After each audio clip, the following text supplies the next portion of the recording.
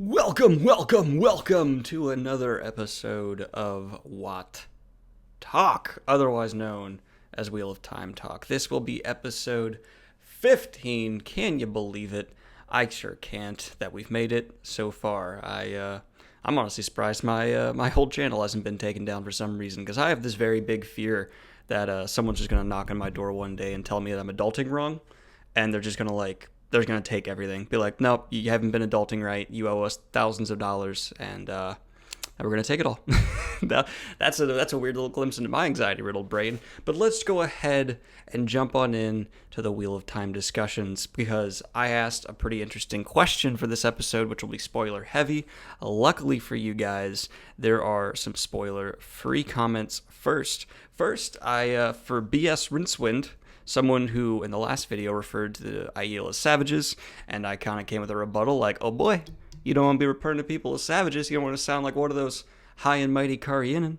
But he came back and basically said, I'm referring to the noble savage, that kind of definition. Came back with a great response here. It's really worth reading. And if you're not entirely sure what the definition of a noble savage is, it's worth checking out for sure. For sure. Great comment. I've hearted it. Should be easy to find down there. So go ahead and go check that out. I appreciate your response, man. I hope you don't know I was not like I'm seriously attacking you. I don't want it to come across that way. Now, I also want to do a little bit of cleanup for my last Wheel of Time related video where we speculated after the show announcement. We had a bunch of things about the show coming in and the fact that it might be more rain heavy, for the first little bit. And some people took that as me implying we're going to start with a new spring novel. I am actually, not overstating this, 100% sure we're not, because the titles of the episodes that, on the scripts that Rafe Judkins has released so far, very much so give us a timeline for at least the first couple of episodes of the first season, and definitely, without a doubt, we're starting with the Eye of the World, and it looks like the first episode will end with the boys and the party and all that leaving Min's Field. Looks like they're heading out first episode, so we're going to get quite an action-packed first episode, it looks like. I hope they open with the dusty road, and I actually don't want the prologue done right away, but that's not really spoilers territory, because we're literally talking about stuff that happens vaguely in the first two chapters, so I hope no one's mad at me. Which brings me to the second thing I want to talk about. I had someone comment on that last Wheel of Time related video as well, saying that me saying Rand was the dragon is a spoiler. I very thoroughly disagree with that. That's why I'm saying it again here in the spoiler-free section.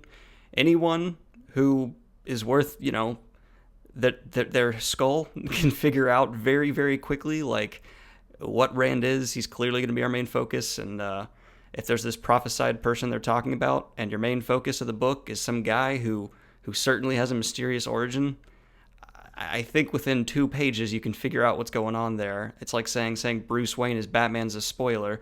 Insert the joke comment someone's going to put below of Daniel Greene, how dare you spoil Bruce Wayne as Batman. So I'm pretty you know what, I screwed up. That was a spoiler. I shouldn't have said it. But there I'm going to defend myself. I'm going to stand my ground right there. Because it's on book covers, guys. There are book covers with Rand clearly being the dragon. And if it's on the book cover, not really a spoiler. I'm gonna defend it. And it's if maybe you didn't figure it out your first time through until it was actually revealed, and that's cool. But I just can't buy into the idea that it's a spoiler. I'm sorry, I really can't. Maybe the first time you ever picked up a Batman comic, you're following this guy Bruce Wayne around, and you're like, ooh, but we really need to figure out who this Batman guy is. I don't know. I may be condescending to people right now, and I really don't want to be, because, I certainly don't pick up on certain things. I have massive gaps of knowledge of my own. That, to me, just seemed a bit silly. With all that being said, though, I want to jump on into a lot of responses I got to the question, what is your Wheel of Time fan theory? And this one is going to be spoiler-filled pretty much right off the bat. So if you are not finished with the series, I highly recommend you jump ship here, because we're going to be getting into some heavy spoilers earlier on. No discretion on that. But before I go, what I do want to ask you And this might be kind of spoiler-ish, spoiler-not question, but I don't think me asking it's going to spoil anything for you because it's conjecture. How do you think, or how do you want them to handle season one of Wheel of Time? Do you want them to go ending it with the end of the Eye of the World? Do you want to end it with the end of Great Hunt? Where do you see it progressing, and how do you see it going? That's the question for next week. And I'm going to go ahead and frame that as spoiler light, because I imagine if you're here, you've at least made your way somewhat into the series. Maybe you're on book one. In case I envy you, you're starting a great journey. But I personally am of the opinion that saying how is book one going to go, that's spoiler light. And next episode will be spoiler light all the way through. But going on in to John Mayer's response for fan theories, spoiler warning, coming in heavy and hard here.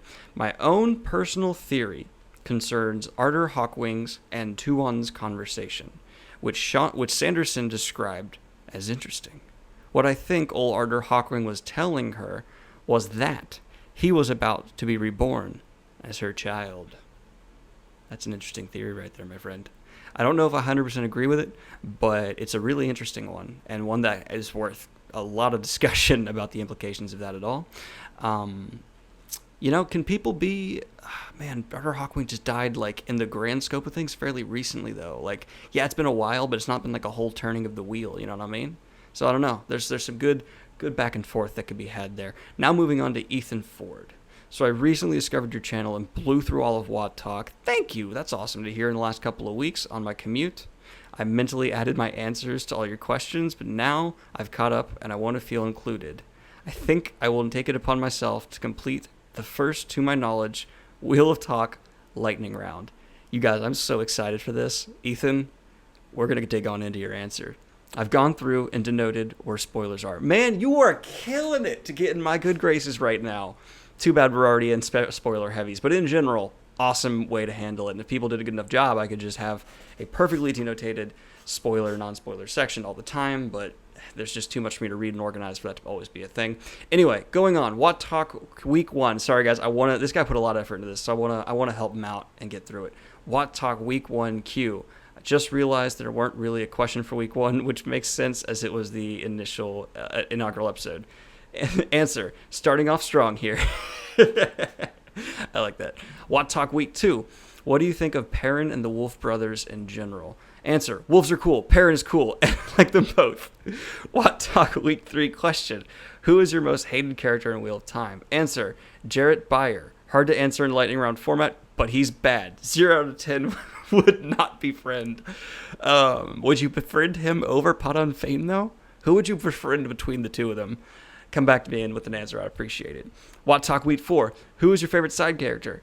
Answer, Chell Varen. Fun fact, I once made a screen named Chell Varen in a WoT forum. Okay, cool.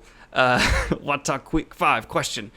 Summarize your favorite plot line. What is your favorite plot line? Oh my god. Summarize your favorite plot line summary.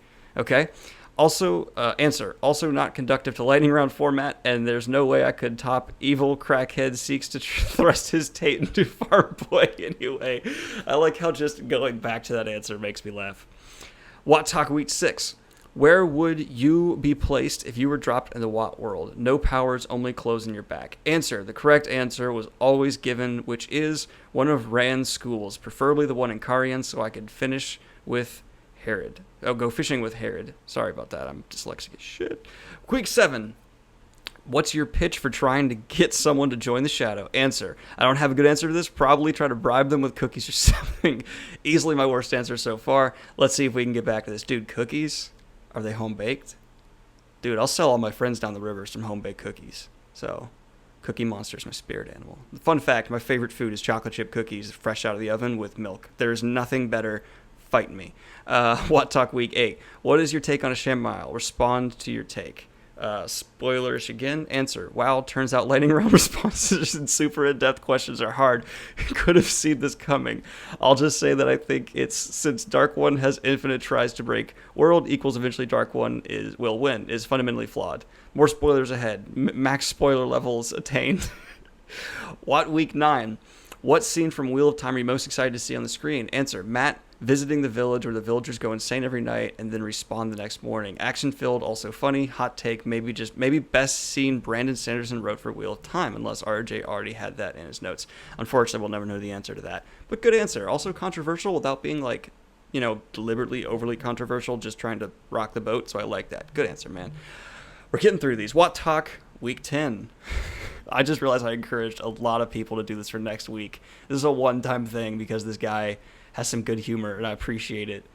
I'm not going to do this for every new listener. I'm sorry. I don't want that to turn into what Wheel of Time is. I just appreciated this first effort. Hashtag WoT Talk Week 10, and I now respect originality. What scene, arc, character will be most difficult to bring to the screen? Not exactly what you asked, but Perrin being able to smell emotions if they tried to bring it onto screen, which they shouldn't, because how the hell? I agree with that, actually. Just make it the whole, talking with wolves thing and great hearing and all that.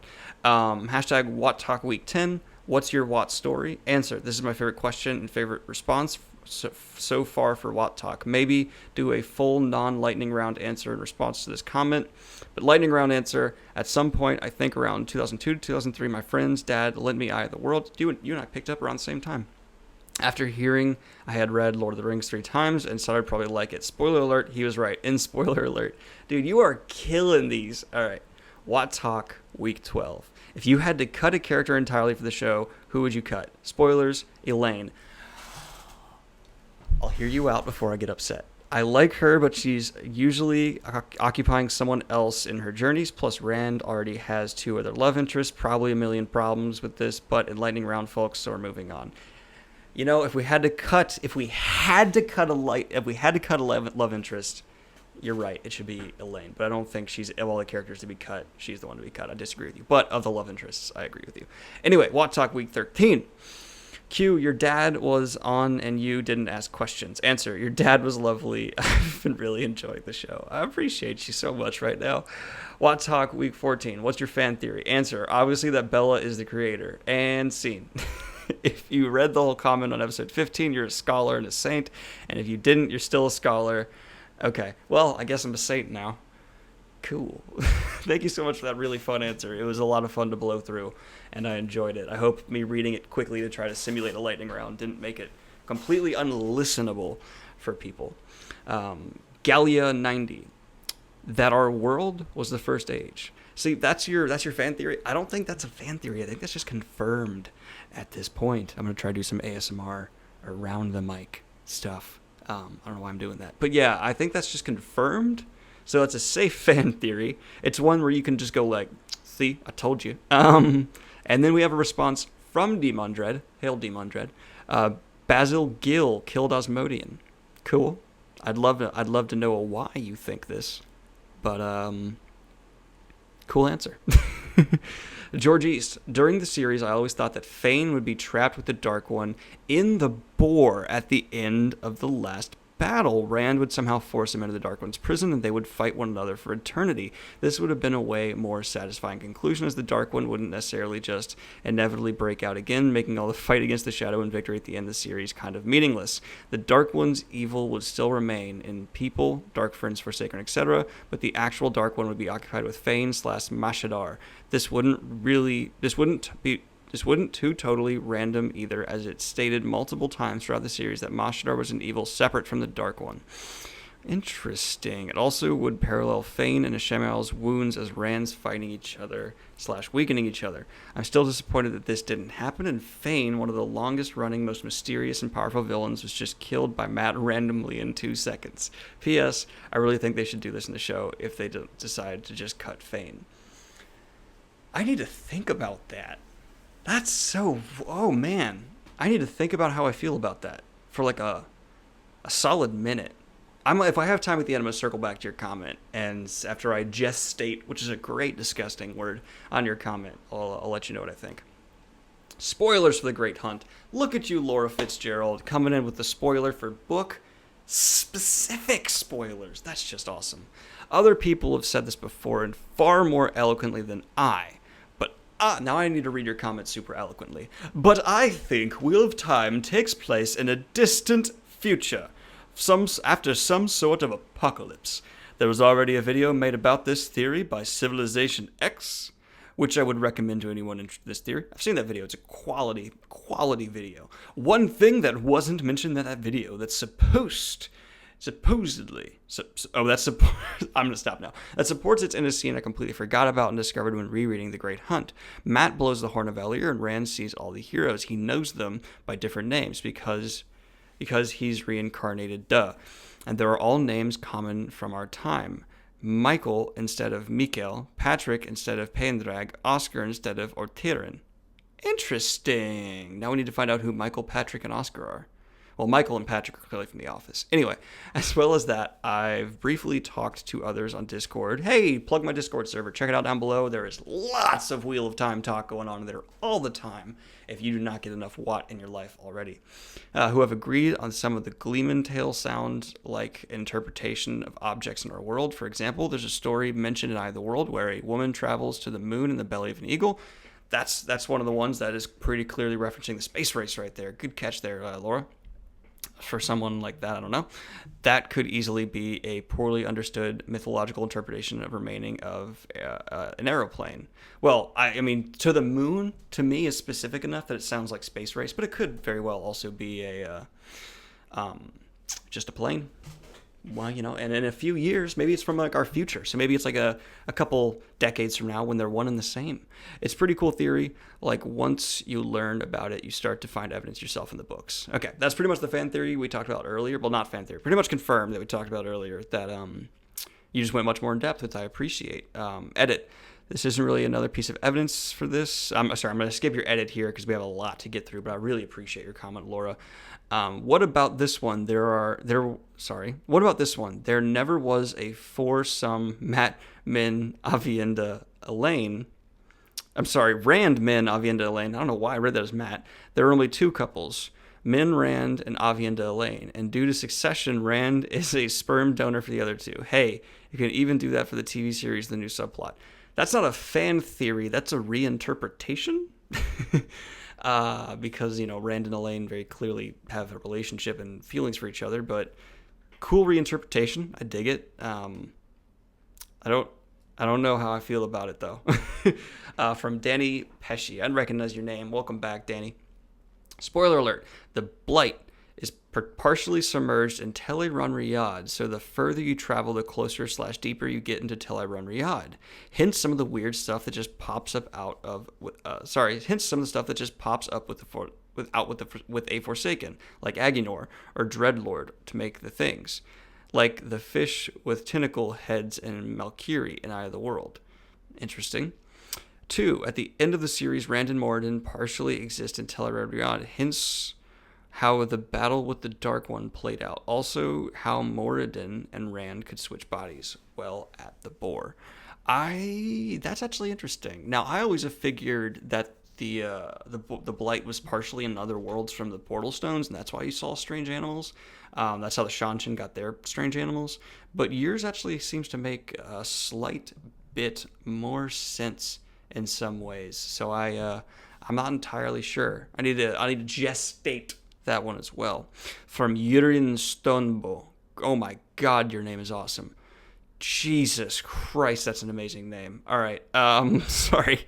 Okay, this one gets a bit out there, so stay with me. I'm buckling in. My theory is that Gauri Emalassian, the false dragon that fought against Hawkwing, was actually an incarnation of the dragon / Lews Therin during the Third Age. This is based off a few key points. First are the direct similarities between Rand and Giari. Giari was inferred to be Talviran, like Rand. They were both around the same age when they proclaimed themselves, but more importantly, they proclaimed themselves at the same spot, Falma, which during Giari's time was in Domovan, his home kingdom. Giari was also considered a great tactician in general. He was extremely strong in the One Powers, similar to Lews Therin and Rand. Even more interesting, Giari's banner was actually the same one Rand used, but slightly different. Rand used the ancient symbol of the Aes Sedai in the field of red, and Giari used the same symbol on a field of blue in his banner. I need some sources for this, man, because this is some like JFK assassination level stuff right now. Not that I believe in that conspiracy theory. I don't. I want to get that out there because the internet is weird. I also never state It also never states that every time Rand's soul is reborn, he has to be declared as the dragon. There can be no true dragon in a time when there is no confrontation with the Dark One. If the incarnation of the dragon proclaimed himself at a moment when the pattern doesn't need a dragon, he would just be a false dragon. Dude, okay. I'm digging this one. I'm not gonna lie. This is nice. This is a sexy theory right here. Another big part of that, Amalacin, of course, fought against Utter Hawkwing, and during the Great Hunt, Hawkwing states that he has fought against Rand / the dragon times beyond number. This could only have happened in when the dragon is reborn in a time when there is no last battle, or else Hawkwing would have actually had to fight before the shadow. Oh my god. You guys, this is a goddamn game changer. Holy crap, man. You hit a gold mine here. The final part, this is insanity. The final part is that in Winter's Heart, Lews Therin mentions a third one, as in a voice in Rand's head. Rand never hears this voice, but LT could have been talking about Amalacin. What? Okay. Alright. So, alright, alright. We need to all talk about this one. Holy moly. I'm now buying your theory, man. This is not a theory to me. This is part of the book for me now. You're blowing my mind here, man with cool name. I'm in it. I need to check your sources. But for the most part, I'm down. I'm 100% down with this. Next one. Oh, I'd hate to follow that. That should have been the end game changer right there. Steadings can change. All right, this one's from Richard Wendell. Steadings can change location, size, and shape over time. We know this from the stories about the Ogier longing. The Ogier couldn't find their steadings after the upheaval of the breaking. It also implied or basically said, really, that we live in the first age, the age before the age of legends. So why weren't there channelers currently? Because the effect that causes steading is currently worldwide and prevents any of us from feeling the true source. The shrinking of worldwide effects into smaller areas, steadings, eventually leads to the detection of the true source, which then leads humanity to change all the wonders into the Age of Legends. I don't know about that. Because the Ogier steadings were simply lost because of the upheaval. Continents shifted, so if they were out of their steading, they couldn't get back because the land simply moved. And I think that's pretty directly stated to be the cause of that, Richard, my man. So I don't know how much I feel that, because that's like the real basis of your evidence here, and that is not really how that works. At least I think so. Feel free to people, cite and correct me in the comments below. Respectfully, please. But yeah, that's at least interesting. You've clearly put some good thought into that, though. I respect it. From Chase Ashton. Chase. I always say Chase, and your name's Chaston. Or Chaston Ashton. I don't know. I'm going to call you CA. So I'm going to call you Ka. My fan theory is that the wheel is unbreakable. The ages are not set in precise years or measurements, nor are they set in perfectly repeating patterns such as age 1, age 2, 3, 4, 5, etc., etc. The Dragon Reborn is a perspective from one of the regrowth of goodness and hope. For only half of what keeps the wheel turning. The shadow in a Shamail or a Niblis is the other half. Both are required even at epic points, one becoming close to the devouring the other.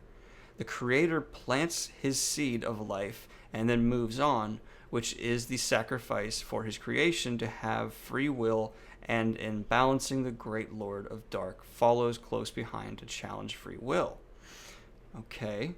I believe that that one day comes when the shadow wins, which it will, #Shamail did nothing wrong, it would not or could not stop the turning of the wheel completely. Soon, in a spinning balance, the smallest amount of good would begin to grow, and thus, even if it took thousands of years, things would once again come to a balancing or swing the other way, for good, like what happens in the story when we get to read. Regardless, we learned that destroying an evil is impossible. We can bring it to its weakest point, lock away deep, but no matter what, it will always exist in our lust, our greater power, or knowledge, in our fears, curiosity, pride, or other imperfections. But these same counterpoints work from the side of the light as well. I'm gonna need to think on that one. That's a good one. I like it. Yeah, because there's even been said, I think by Shamael himself at other points, that the shadow has won before. So if that's the case, what you're saying makes sense. I don't really know. That's a good one, though. I like that. I like that one quite a bit. I respect you, dog. Nathaniel, Michaels. Don't know if my previous comment stayed. I'm sorry if it didn't. But when the way's never being fixed, to my knowledge, I think that might have an impact on the wolf tree, and maybe a new seed of darkness for the fourth age. That's actually just a cool little bit of conjecture there. I like that. Beocoup spoiler, kids. This is from Swana Arandi.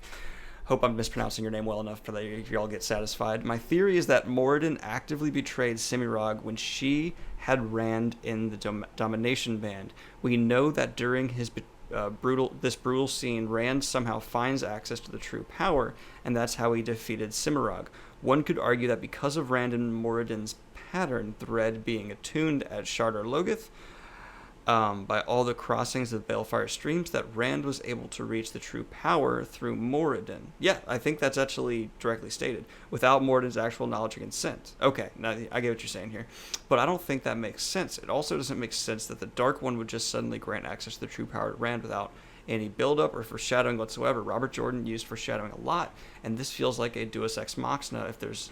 I mispronounced that. Deus Ex Machina, if this is the explanation. We know Moradin was very angry with Semirog when she destroyed Rand's hand, and because of that, he refused Demon Dread and Masana's call for the rest of the Forsaken to free Semirog and Cadsuane's circle. Obviously, the Dark One himself didn't care, since Shardar Haran is the only one who actually freed Semirog and gave her the domination band, so why would the Dark One betray Semirog's moments later? It makes much more sense, given Shamael's storyline, that Moradin decides to allow Rand to eliminate his only real rival for the title of Nameless. And if Semirog marched into Shale Ghul with Rand wearing a collar, she absolutely would become Nameless. Moradin is also conflicted, or he doesn't really want the Dark One to win. He simply thinks it's inevitable. More than anything, he just wants to die. If Semirog pulls out a win, then Moradin knows that he will spend eternity as the Dark One's second string flunky. That's not okay. But if he gives Rand the true power to defeat Semirog, then Moradin eliminates his biggest rival and sets the stage for his own betrayal of the Dark One at the last battle. And yes, I think Moradin had to have known about the flaw in Kalendor and let himself fall into the trap intentionally. So this is a 2 for the price of 1 conspiracy theory about Moradin here. And I'm going to add on top of it, it all makes sense because Moradin's intelligence and knowledge is toted throughout the entire series. So him having knowledge of all these things like Kalendor makes complete sense. Oh my god, this is amazing. I once again believe this fan theory. This is great. Appreciate your comment. Moving on to Matthew Stormblessed, we got some Cosmere influences coming in here. I'm going to pull out an oldie but a goodie. Bella's the creator incarnate. She always seems to be there at just the right time to help the heroes escape. Not only that, but she is a reliable horse. I mean, that girl has been through some crazy things. Other heroes die early on to Trolloc axes, but Bella stayed true. Bella essentially saved everyone by saving Oliver and the Horn of Valier. This allowed for the Force of the Light to get a big advantage at the end. 10 out of 10 horse. Bella is the true hero of Wheel of Time. Okay, this theory is popular and common. I don't know if I totally buy into it, but I completely get what you're saying, and I kind of agree. No, I don't agree. I don't want this theory to be true because it would kind of hurt the series to me, if I'm going to be honest. But it's a really cute one, and I do enjoy it. My Wheel of Time theory is about the 7th or 1st ages. I think that the 7th age is the time period which we are living in.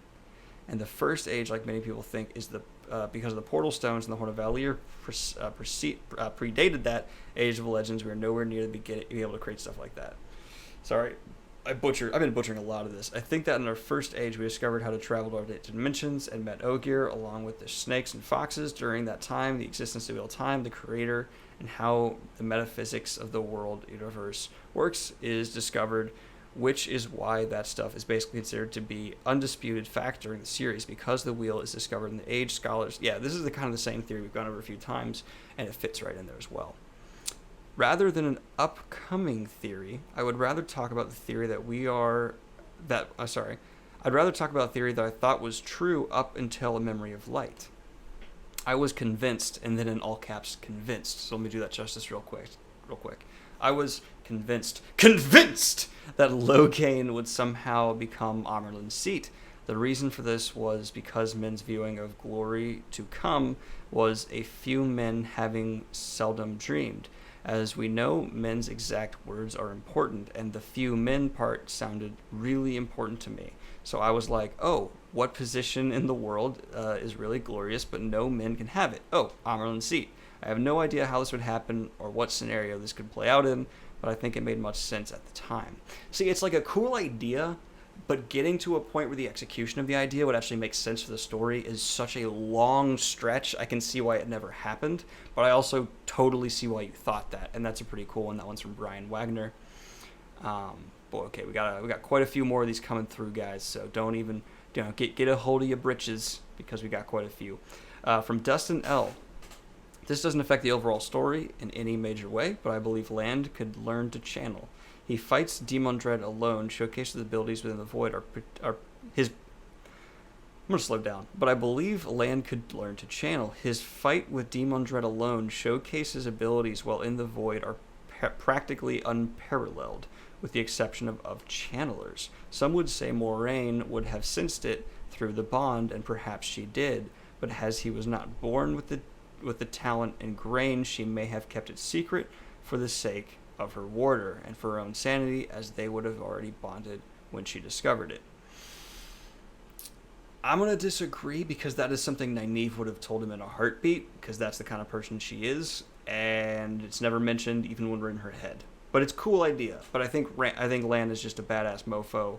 He's the Samuel L. Jackson of Wheel of Time, and I just think it's more of him just being that good. But I get what you're coming from. I get where you're coming from. From Daddy Guys 001, the convo about killing Loyal off sparked a theory. The show could actually be a reweaving of the Third Age. Conceptually, anyone could die, and many of the driving motivators for characters could change. I'm not saying that it's what the writers should do, but doing a Star Trek / Dark Tower style reboot allows both the movie and the books to be simultaneously canon, while expanding the overall theme of Weaving of the Wheel. That's all well and good unless it's terrible, and then we have this canon show that's just apart forever. So let's keep them separate in my mind. But I like it. It's really creative what you're doing there. I appreciate that. From Danny Keld, spoilerific, of course. Dang it, I was seriously annoyed that Tarman Gaiden turned out not to be true. It's still one of my favorite fan theory, even after it was proven false. Oh, Taemon Dread. You wanted Taim to be Demon Dread. I read that as Tarman Gaiden. You meant Taemon Dread. Okay, you wanted Taemon Dread to be true. I just like the early indications between Rand and Taim so much better with the interpretation that Taim was Demon Dread. And I also think Osmodian's death would have made more sense, being the result of running into Demon Dread in Caemlyn. Fit me, and you mean fight me, but you spelled it like in a meme way. I like that one, and it's sad that it's not true, because that would have been pretty cool. From, oh boy, this is a long comment, from Wheelie Rojas. Am I going to push through this one? How many more do we got? Oh, we got so many more. I'm sorry, man, this is a little... I'm gonna skim read. I'm gonna skim read it. All right. First of all, thank you for your effort in giving us such great content. I appreciate it, man. Thank you for the thank you. My Wheel of Time fan theory is that Dark One is actually a creation of human emotions, and here's my case for it. I'm gonna go ahead and just kind of. So I'm gonna skip to your last paragraph because it seems like you're summarizing here. So our emotions created the Dark One a long time ago, feeds it just as well as human emotions continue to feed the anti-Dark One figure. And that is why Rand chooses not to destroy the Dark One, because he is a part of us. Rand creates a world without Dark One and sees how the complete lack of darkness affects Elaine in the last battle. And removing him would be crippling our humanity and free will in the end, just like how he becomes Buddha, Rand by embracing the inner darkness.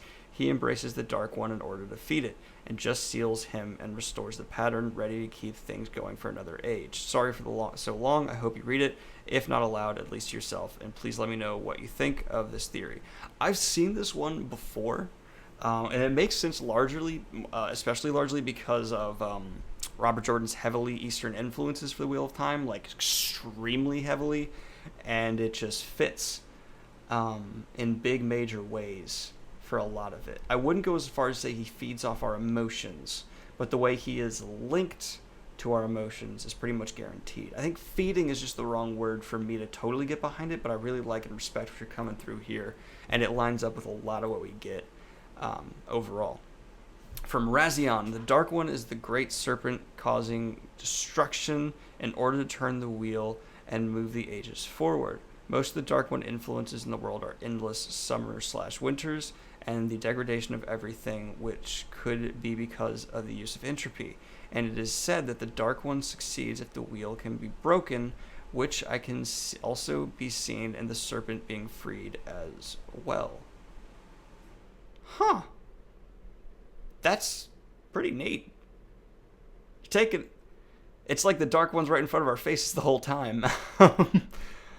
I've always taken the wheel as like more of a metaphor, and there isn't a literal wheel, and the Dark One, you're just extending it to the point where you're saying like the Dark One is the snake in the metaphor, and it's more of like a theory about the symbol. That's pretty cool. I really, really like that, and it really changes how you see the serpent. That's dope. But why is there two wheels then? Oh, we need to think about this. I need to gestate on this one too. All right. Squidman. Daniel Greene, this is my small theory, but I think the pattern made Mazem go insane. Earlier, he struck me as a soldier who has seen too much, but I always got the feeling that he had never been around Rand/Perrin/Matt. He would have never gone off the deep end. Masema, not Mazim. So you think the pattern made Masema go insane? I don't think it was the pattern. I think it was just a human reaction to feeling. So here's my interpretation of Masema. Let's take a side minute here to have Daniel talk. All right, I do a lot for y'all. Let me have my moment here. So one of the biggest driving things that pushes humans to do crazy things, like become religious extremists, blow themselves up, do these awful crimes we see every day, is fear. They can't handle the chaos and the randomness of the world around them, so they latch onto something that makes them feel like they're a part of the something bigger, or they know something others don't. It's what a lot of conspiracy theorists are kind of rooted in this. It's this fear, and so they latch onto, I know this and no one else does, so I'm special. I have a view on the chaos that makes it all make sense, because that's really what a lot of these things are. And Masema lives in a world where that stuff's real. Like, the actual Dark One is there. Like, I think he's an example of human psychology where someone sees the chaos of the world. They see the lack of control they truly have. And in reaction, they just become an absolute zealot. And it's fascinating to have a character like this in this series, because it would be so easy as an author to turn around and just make everyone who follows Rand be a good guy. But Masema represents the twisting of good intentions, the twisting of something great. And you see that in religion. I'm not a particularly religious person, but you see religious people, they typically want to do good. But there's people who twist religion. They become Westboro Baptist Church people, this kind of thing. And Masema is essentially the Westboro Baptist Church of Rand followers. And I just really enjoyed having that in the series. So I don't think the pattern made him go insane. I think it was an examination on human psychology. But that's Daniel's little deeper dive. And let's go back into the fan theories. This is from James White. I have two theories. First is that Sanderson changed Jumanjed reveal from being Taim to having not been in Randland at all and being in Shara. I also think that the old lady that Avienda talked to in her second trip to Roidion was herself. There's evidence that she traveled through time, mainly the time of day before, after the Portal Stone, when escaping with the kin, the massive boom one, and we know Rand did in Book 2. Interesting. I'm going to only comment on the first one we talked about here. I don't think Sanderson would have changed something that big, because it absolutely would have been RJ's notes, and I don't think Brandon would have taken the liberty on something like that, because he already said like the ending was already written by Robert Jordan, like that the Rand writing off was written, and he didn't change a line of it. And I don't think a lot of the stuff that are really large conceptually, he would have taken liberty to change like that. I could be wrong. All either of us can do is really have conjecture about that. This is from Corey Toombs' Conspiracy Theory Equals. At the very end of the book, Rand cannot use the one power, but lights his pipe with a single thought. I almost thought he was in the world of dreams until I read the part a couple of times to figure out what was going on. My theory is that Rand can affect the real world as if he were in the world of dreams. He can draw in some sort of power from that world because he touched the pattern during the final battle. I actually think something fairly similar. I think Rand... I'll get into my own theory at the very end here, and that's how we'll end this episode. But moving on, we have, it looks like about 15 more here. We have one from Ross J. He's got a pretty long one. I'll try to push through as much as I can. When listening to another WoT talk, I started thinking about the Forsaken and ended up being something of a theory in a way. Make it 12-hour road trip fairly frequent, so WoT talk plus WoT audiobook is a good companion. Oh, that's really cool. I appreciate that. Thanks for helping hype up the fan base. It's what I'm here to do. If I had one of those like radio host buttons to make like that noise, I would. My theory is that most of the Forsaken were losers and idiots in their original timeline/life. Ishi, well, we know that's not true because of things people say and the way they behave, but I'll push through. Ishi, Lanfear, and Demodred seem to have been legitimately wise and respected, and some of the others maybe as well. But some of them, I think... Okay, got more credibility here. I thought you were saying people like Shamael were dumb, and I was like, that's just not true. So moving on forward. But some of them, I think, were not. Time and their evil actions has warped their backstories, just as it has for other old stories. This is one of Robert Jordan's favorite literary devices, the warp folklore. Yeah, this is true. And that he can apply here too. Okay, yeah, so time changes stories. Throughout the books, most of the dark friends we encounter are fairly easy to spot because they are full of vices. Vanity, greed, cowardice, etc. I think most of the Forsaken were originally the same. The Dark One simply recruited them because they were strong in the one power, and he didn't want his top followers to be able to be overwhelmed easily in battle. They now have the experience of decades of life, well, centuries, millennia of life. Well, a lot of that was in the prison, but you know what I mean. But they're still losers that began as. My evidence is that most of the time they kind of suck at their jobs, whereas they are told to be brilliant as strategists, schemers, but honestly, they are constantly getting squashed and tricked by Rand and Nynaeve. They can't even kill Fane or Luke, neither of whom can wield the one power. Their brilliant schemes are mostly ineffective or even unraveled, so I don't think that they are nearly as adept at scheming as they believe themselves to be. They rarely team up or break an alliance, or they break their alliance, despite the fact that an early team-up could have easily overwhelmed Rand and gotten two of the three of them shared an ableist spot. At their core, they are just petty, one-power strong fools with the experience connections, but aren't that intelligent or capable.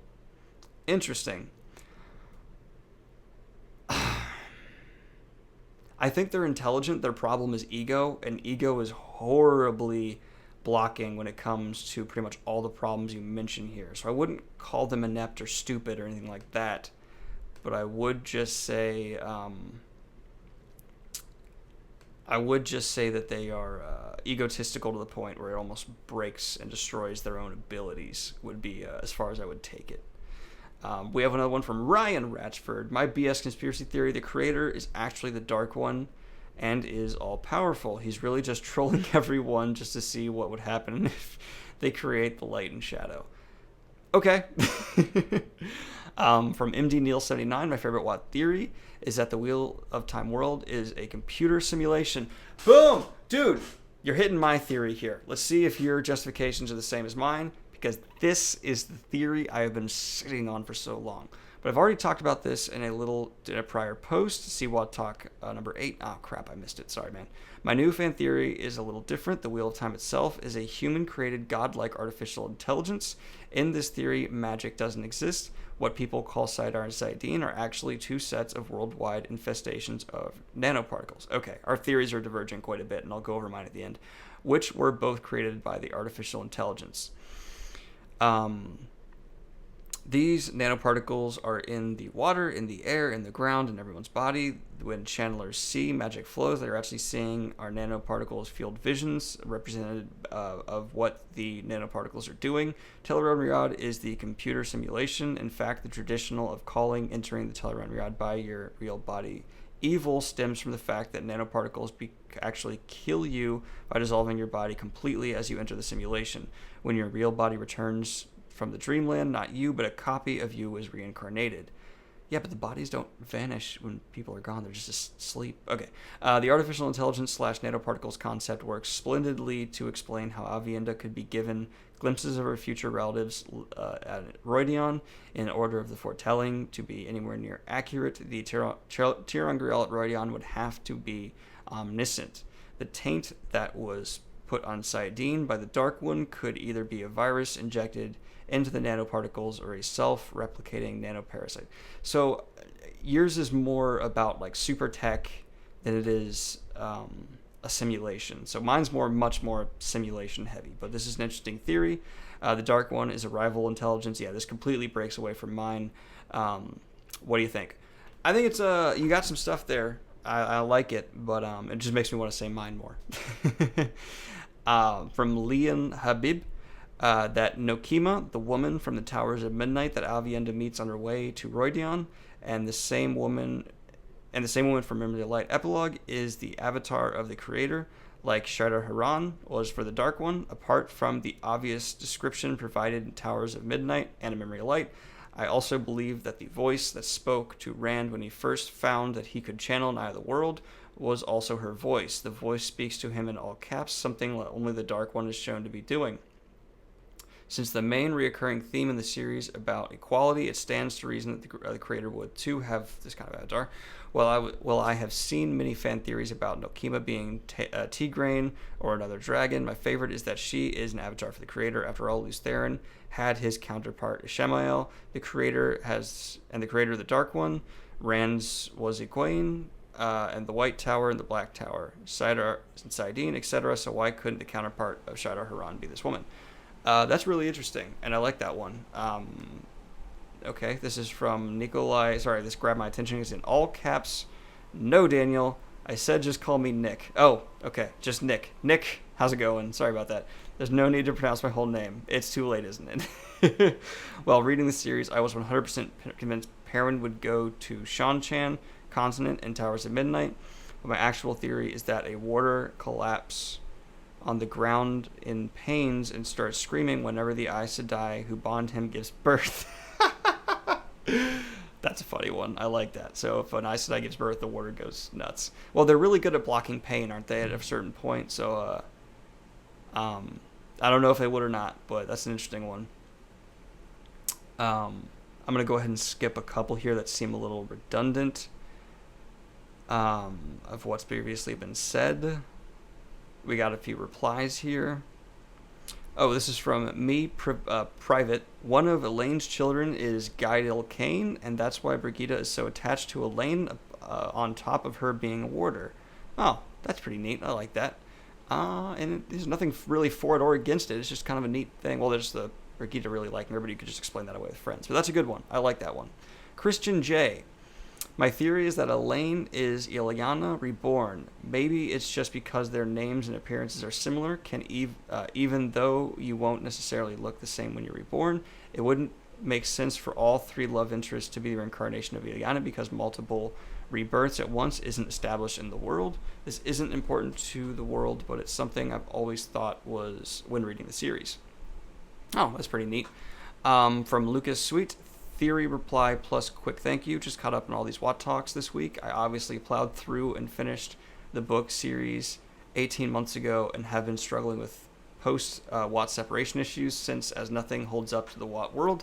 Thank you for giving us... Oh, I'm going to skip the thank you because we're running short on time here, but I appreciate you, dog. Thank you. Favorite theory is that the longing they talk about with the Ogiers is something that will actually cause sickness and if allowed to develop long enough make them become suicidal and violent or something like that. And that's why Mama Ogier is so dead set on getting Loyal to come back home. I think there's something in the nutrients or air of the setting that is like a happy drug that keeps them sane or doesn't let them become angry. And if they wander out into the world too long, eventually they realize how much stronger they are physically than man and go super dark. True life and the ugly side of Ogiers. I think it's just more of a sickness in the sense they get weaker and die, because Loyal's out for a long time and doesn't become more angry or anything. He's still a giant sweetheart all the way through. But no, that's an interesting one. I like that. From Edward Aggie. I think Egwene Elvire is a female Talviran. Every other Talviran known / mentioned is a male, and she has way too much influence / impact to just be a normal girl in the world, built around the idea of reincarnation and predestination. Also, she was the only Aes Sedai able to resist Rand's Talviranness after his awakening on Dragonmount. It isn't recognized since a female Talviran functions differently, but just like the other two halves of the one power are separate and are different yet similar. If she isn't Talviran, then she is possibly a hero incarnated of the Horn of Valir. Interesting. I like that one. James Gratt. Oh, that's just a reply. This is James Gratt's theory. I believe that Moradin and Rand are actually switched bodies at the Boar. I believe that Moradin and Rand had already switched bodies at the Boar was sealed, so Moradin was saving Rand as a form of redemption as he carried him out. Oh, that's actually pretty neat. And it would be a fantastic closing to Moradin's arc of regret and self-hatred. Yeah, I like that quite a bit. From Flat Brim, Egwene and Rand secretly met and discussed the topic of destroying the seals. Think about it. Two lifelong friends treat each other like lifelong enemies. They are both politicking, playing onto their base. Egwene can't agree straight up with Rand. She may lose face with her supporters and her boy toy Gawain. Rand can't submit to Egwene due to his supporters, and they know this. They both are able to use the world of dreams and travel. I say they met and created the final plan as a farce to unite both forces, including the Shan-Chan, before the actual meeting. They acted as opposing forces to play their bases, when actually the two great friends from childhood had this all played out. I know this seems far-fetched, but it would be much more far-fetched than two lifelong friends acting like strangers. Yeah, that's one of my least favorite scenes, and that'd be a really good way to explain it away. And the final response from Scott Krambauer. Oh yeah, spoilers, definitely spoilers. Allow me to explain my conspiracy theory. Oh boy, this is a thick one, but it's the last one, so we're going to get through it. Theory for Wheel of Time before you judge it. My theory is that Rand eventually becomes a Shemail. This comes from multiple clues spreading throughout the series. First, the fact that Rand ends up in a Shemail's body. That's... knowing how much his servant wanted to die, it would make sense that the Dark One to have given him an immortal body with the caveat of granting him immortality should he win. Of course, this does not happen, and since Rand had no idea that the body was immortal, he would have no way to figure this out for a very long time. Secondly, since channelers slow around their late teens, early 20s, it would take Rand hundreds of years just to figure out that his body is aging slower than normal and several hundred before he realizes his mortality.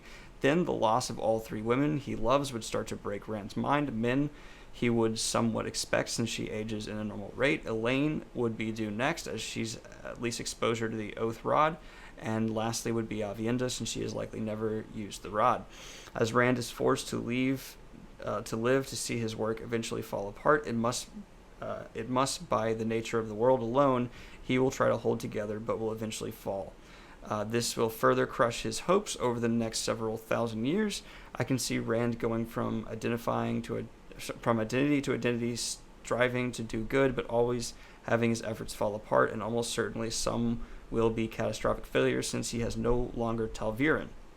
By the time the Second Age comes around again, he will be thoroughly broken upon seeing the Shadow finally freed again, and the last of his works undone will break for all. Also, as it's stated at one point in the story, the dragon is not always Lews Therin, and Lews Therin is not always a good person. Arthur Hawkwing even stated he fought Lews Therin as often as with. My thought is that Lews Therin's soul and Elon Trandral swap bodies, even though the wheel with Elon becomes the dragon to fight Lews Therin to succeed badly, any eventual rematch swap into Lews Therin's body. This is the first one I think goes straight up into almost fanfic territory because it's ignoring some pretty direct evidence. Foremost being that Ishmael, isn't some ageless being. He's a philosopher who grew up and, was a child and became an adult and got a reputation in the first age. So this is the first one to say I disagree. It's a cool little story. I like it. But I do think that is not quite... There's quite a bit of conjecture in there I just don't think lines up with what is presented. Oh, crap. Now I said I was going to do mine, but I am essentially out of time here, guys, and I got to get moving. So let me go ahead and bounce on out of here, and I will give you my fan theory at another point. Like and subscribe if you have not already. Hit the Patreon if you want to support what I do here. And be sure to answer the question I asked at the beginning of the video, which is how do you want to see or how do you think they will handle the first season of The Wheel of Time? Have a good one, y'all. Peace.